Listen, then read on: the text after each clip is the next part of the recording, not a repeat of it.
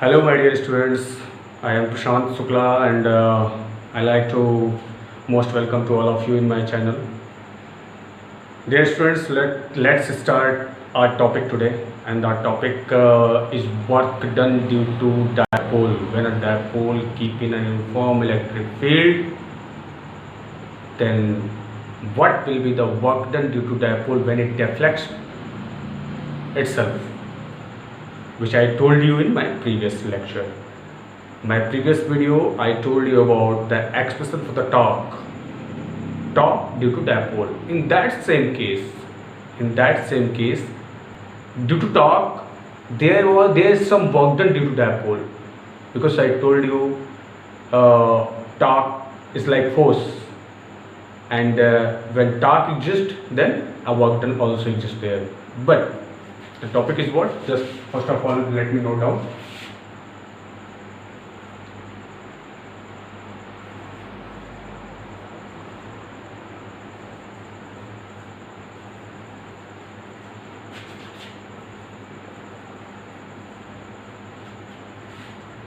Work done due to dipole.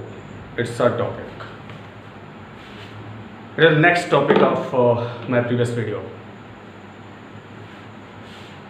And this topic is very important for 12th foundation students as well as NEET aspirants students also. And in Hindi we say for the Hindi medium students, इस topic का नाम क्या होगा? किसी एक समान यानी uniform electric field में रखे गए द्विध्रुव द्वारा किया गया कार्य. This is the heading for Hindi medium students. So let me explain in English both work done due to dipole. My dear students, in my previous video I introduced about this topic well. I told you, अगर कहीं पर linear force apply किया जाए पुल और push के form में, तो body displace होती है, वहाँ एक वर्क डन होता है, जो जनरली हम लोग 9th क्लास में और पहले से पढ़ रहे हैं. 9th क्लास में हमने पढ़ा है, फिर 11th में भी पढ़ा है. तो वो तो जनरल केस है कि किसी ऑब्जेक्ट में हमने फोर्स अप्लाई किया, वो ऑब्जेक्ट डी डिस्प्लेसमेंट मूव किया, फोर्स अप्लाई किया, तो वहाँ work done force into displacement. But that case is the linear motion case, means body वहाँ पर linear motion, straight line motion कर रही है. इधर हमने फोर्स लगाया, ऑब्जेक्ट इधर से फोर्स लगाया, यहाँ से यहाँ पहुँच गया, force into displacement, work done.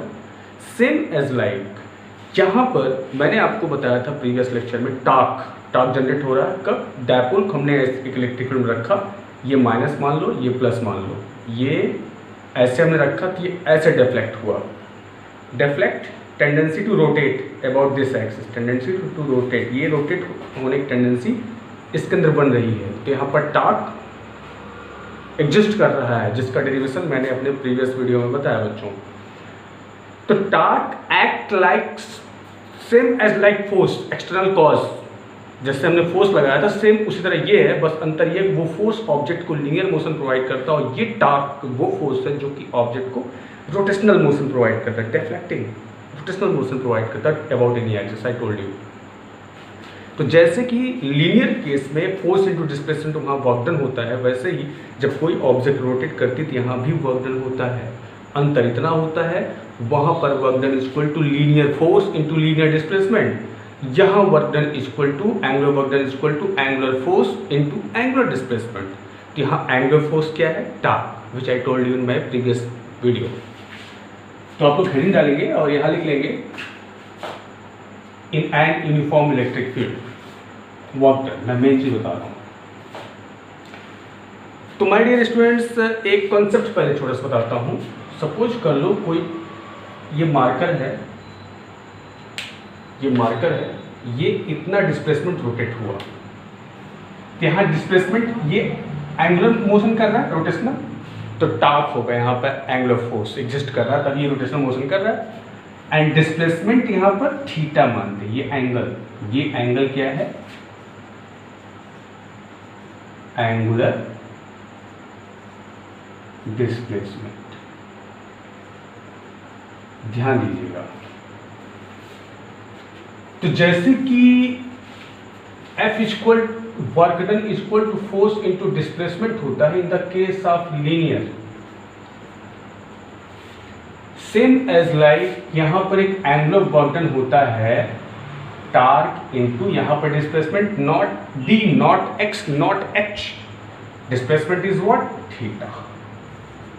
ये analogy linear angular, linear motion angular motion, linear में जितनी चीजें होंगी, linear velocity, linear acceleration, linear force, linear work done, linear सब कुछ, लीनियर काइनेटिक एनर्जी, यहाँ पर एंगुलर में एंगुलर मोशन, रोटेशनल मोशन में सारी चीजें होंगी जो कि 11 में बहुत अच्छे से आपने पढ़ा हुआ। तो ये जब कोई बॉडी रोटेट होती है उस पर टॉर्क फोर्स लगता है, थीटा डिस्प्लेसमेंट होता है, तो वहाँ work done torque into theta होता है। इसको आप कहीं नोट कर लीजिएगा अलग से, उसी पेज में कहीं स्टार बना के। Let me apply this concept on the dipole here, which is our topic.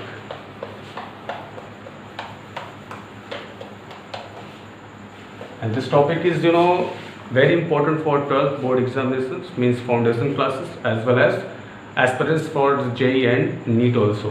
ये important है concept। NEET वगैरह में तो सीधे केस, जो लास्ट में डेरिवेशन कराऊंगा उस पर केस बना के, 2-3 केस बना के MCQ बना देते हैं। तो अच्छे हर टॉपिक पे, हर कॉन्सेप्ट पे टिपिकल क्वेश्चन से बनाया जा सकते हैं, इजी भी डिपेंड करता है कि आप एस्पिरेंट IIT में थोड़ा टिपिकल बनता है, नीट में थोड़ा इजी लेवल होता है। तो इन सब के लिए इंपॉर्टेंट, बाकी 12th वालों के लिए इंपॉर्टेंट है, ये बहुत इंपॉर्टेंट है। तो यहाँ मैंने जो प्रीवियस वीडियो में टॉर्क आपको बताया था उसमें डायपोल लिया था, इधर माइनस इधर प्लस, इधर इसकी इलेक्ट्रिक फील्ड, यहाँ कोई प्लस प्लेट है, यहाँ कोई नेगेटिव चार्ज बॉडी है, इलेक्ट्रिक फील्ड। जब डायपोल को हमने ऐसे रखा, मान लो इस मार्कर का माइनस किए ऐसे रखा और ये प्लस है, तो कोई इफेक्ट नहीं पड़ा। बट ये जैसे हमने इसको ऐसे रखा तो ये वापस घूम के, जब इसको हमने ऐसे रखा तो वापस घूम के ऐसे आ गया, डिफ्लेक्शन टेंडेंसी बनी, टॉर्क लगा, तो वर्क डन भी होगा। वही वर्क डन हम लोगों को फाइंड आउट करना है। तो माय डियर स्टूडेंट्स, यहाँ पर एक चीज आपको ध्यान देना है, फिजिक्स में कई ऐसे डेरिवेशन हैं, मैक्सिमम खासकर 11-12 में कहीं किसी भी केस में वर्क डन निकाला गया, वर्क डन कहीं निकाला जाता है, तो वहां पर पहले स्मॉल वर्क डन एज्यूम करते हैं, एक स्मॉल वर्क डन का एक्सप्रेशन फॉर्मूला बनाते हैं। जैसे ये डायपोल है, ये हमने ऐसे रखा कि ऐसे यहाँ तक है, ये पूरा थीटा के लिए पूरा वर्क डन हो गया, पूरा यहाँ तक आने का।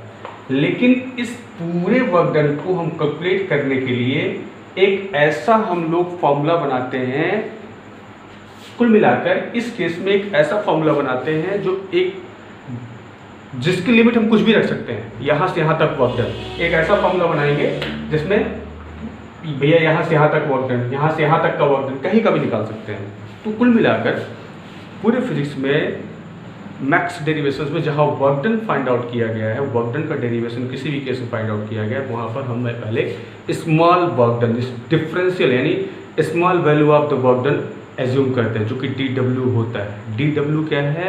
ये very small amount of work done for not total for displacement, as small amount of work done for small displacement। किसी बॉडी में small displacement होगा तो वहाँ small amount of work done होगा, उसी का एक छोटा सा हम लोग फॉर्मूला बनाते हैं। जैसे कि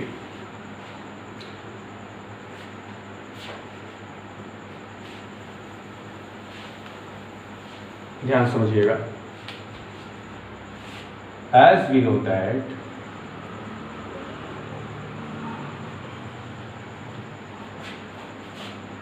in this case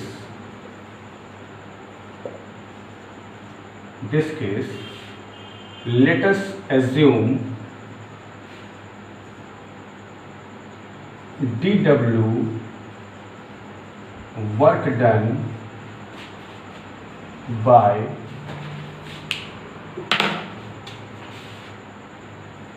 electric dipole for small displacement D theta. बच्चों बहुत अच्छे से मैं सब लिख दे रहा हूँ, ये सब आप अपने कप में से नोट करना, तो नोट बना रहा आप इसको ऊपर ना लिखें, डायरेक्ट लिखें। Let us assume that D W work done by the electric dipole for a small displacement. बहुत छोटे डिस्प्लेसमेंट के लिए इसको आप लिख लीजिएगा, मैं पूरा रफ कर रहा हूँ, ये जरूर लिखना है ऊपर। अब जो भी मैं आगे लिखूंगा इसके बाद लिखना। अब मैं आपको कहानी बताता हूँ डायपोल।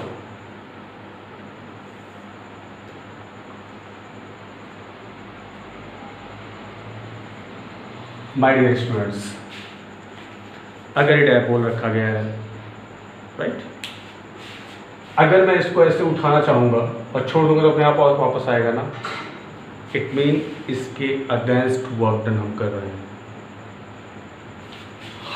मैं इसको जितना एंगल, पर्टिकुलर एंगल, मान लो यहाँ से यहाँ तक उठाया हमने थीटा, या वेरी स्मॉल एंगल है थीटा, जहाँ पर यहाँ पर D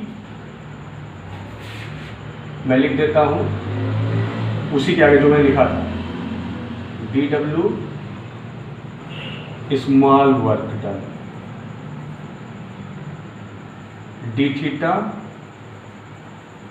small displacement of dipole. हम लोग पूरा वर्क डन, अब ये हम लोग ऐसा फॉर्मूला निकालेंगे कि जिसमें यहाँ से यहाँ तक भी वर्क डन कैलकुलेट हो जाए, यहाँ से यहाँ तक भी, यहाँ से यहाँ कहीं से कहीं तक का भी लिमिट लेके हम वर्क डन कैलकुलेट कर सकते हैं। हाँ, इसको हमने इतना डेफिनेट कराया, इस थीटा से इस थीटा कराया तो कितना हुआ, इस थीटा से इस थीटा कराया तो कितना हुआ, वो सारे केस में अप्लाई होगा। तो कुल मिलाकर यहाँ पर डी डब्ल्यू का एक एक्सप्रेशन फाइंड आउट करने के लिए एज्यूम करेंगे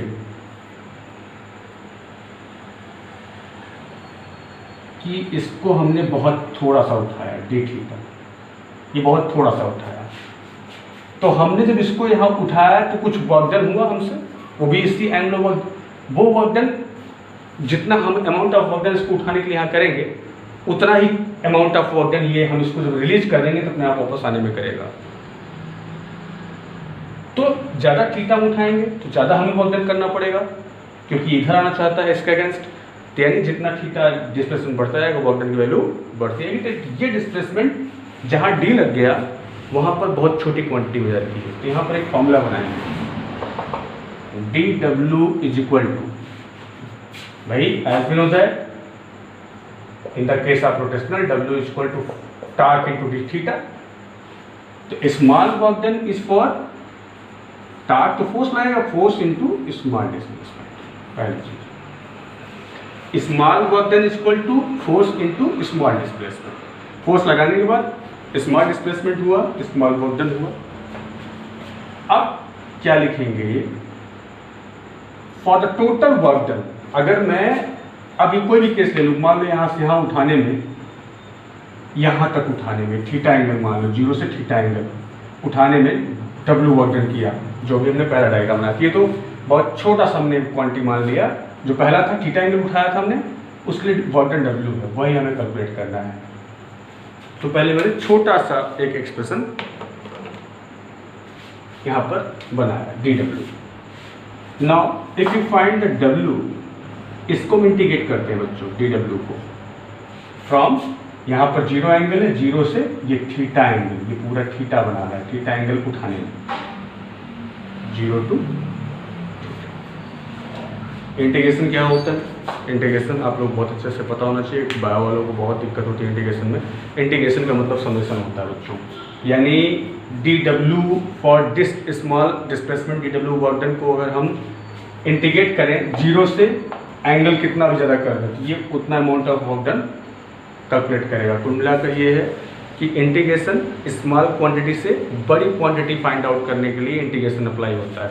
स्मॉल वर्क डन से बड़ा वर्क डन, और बड़ा वर्क डन इस लिमिट पर डिपेंड करता है, वो कितना होगा, हमने कितना इसको रेंज किया है, या ये कितना अपने आप वापस आया है, कितना एंगल।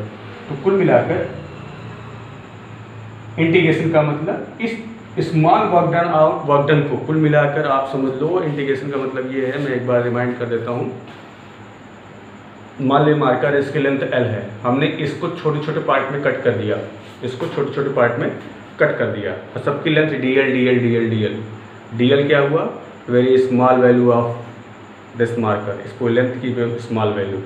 इस स्मॉल वैल्यू को अगर आप सम कर दोगे DL प्लस दोबारा सबको जोड़ दोगे पूरा लेंथ मिल जाएगा मार्कर का। अगेन अगर सबको चिपका दोगे पूरी लेंथ मार्कर को मिल जाएगी। यानी DL को अगर आपने कई बार जोड़ा पूरी लेंथ मिल गई। तो DL को आप जो कई बार जोड़ रहे हैं यही है प्रोसेस इंटीग्रेशन का। अब उसमें जीरो से कितना DL जोड़ना है ये लिमिट है। तो लिमिट एक ऐसी विधि है जिसके द्वारा हम लोग ये जान पाते हैं कहाँ से कहाँ जहाँ तक हमें कैलकुलेट करना है, लिमिट लगा दिया, यहाँ अप्लाई कर दिया, वो कैलकुलेट कर देगा वर्क डन। अब यहाँ चूंकि हमारा केस जीरो से थीटा एंगल, थीटा कुछ भी हो सकता है, 90 डिग्री 30 डिग्री, जीरो से थीटा एंगल उठाने पे वर्क डन W हुआ, वही हमें कैलकुलेट करना है। तो हमने क्या किया, पहले स्मॉल वर्क डन मान लिया, थोड़ा सा उठाने कितना वर्क डन होगा, DW होगा। अब लिमिट इसमें चाहे इतनी बड़ी रख दें, जितना हमें उठाना हो, जितना रेज करना हो, उतनी लिमिट रख सकते हैं बच्चों। तो यहाँ पर 0 to थीटा DW की जगह हम लिख देंगे टार्क इंटू डी थीटा। यहाँ लिखेंगे सिर्फ work done equal to 0 to theta, torque का मतलब P sine theta d theta.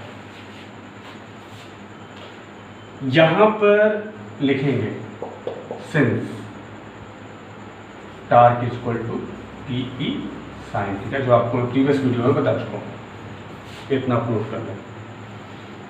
I hope समझ गए होंगे। हमें पूरा वर्क डन थीटा तक कैलकुलेट करना, तो हमने छोटा सा कहीं भी पूरे फिजिक्स में कहीं वर्क डन की कैलकुलेशन हमें करनी है तो पहले एक स्मॉल फार्मूला ऑफ DW बनाएंगे, जैसे ये बनाया, फिर उसको इंटीग्रेट कर देंगे, फिर जहाँ तक वर्क डन निकालना हो लिमिट लगा देंगे। यही है कंसेप्ट। तो ये है, यहाँ तक आप मैं इसको ऊपर रब कर रहा हूँ। इसमें न्यूमेरिकल्स होते हैं। सो माय डियर स्टूडेंट्स, यहाँ पर अपने पास एक्सप्रेशन जो आया work done equal to 0 to theta PE sine theta d theta. My dear students, integration एक बार रिवीजन कर लेना। यहाँ पर कुछ वैल्यू को हम बाहर निकालते हैं, कुछ वैल्यू को इंटीग्रेट करते हैं। ध्यान ये देना होता है यहाँ पर D के साथ कौन है, थीटा है ना, तो थीटा वाला जो टर्म होगा अंदर रहेगा, साइन टर्म अंदर रहेगा, PE not term of theta, P बाहर निकालेंगे। बस अभी मोटे कॉन्सेप्ट इतना आप जानिए, 0 to theta sine theta d theta. अब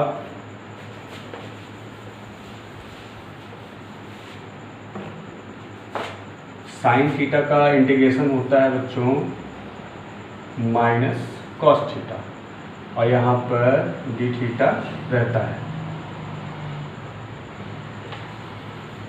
यहाँ लिख देंगे now since integration of sine theta d theta equal to minus cos theta, ये हो जाएगा PE, एक ब्रैकेट लगा, इंडिकेट हो गया, माइनस कॉस थीटा।